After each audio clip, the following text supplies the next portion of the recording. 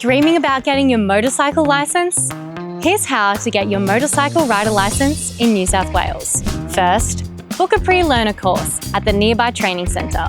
It takes 7 hours over 2 days. They provide a LAMS, restricted bike, and all the recommended protective clothing.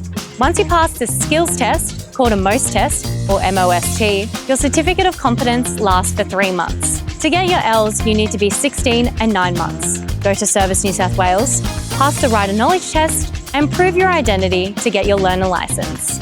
You can get your Red Ps, or P1 licence, after 3 months. Get your licence from Service New South Wales and ride on it for a year.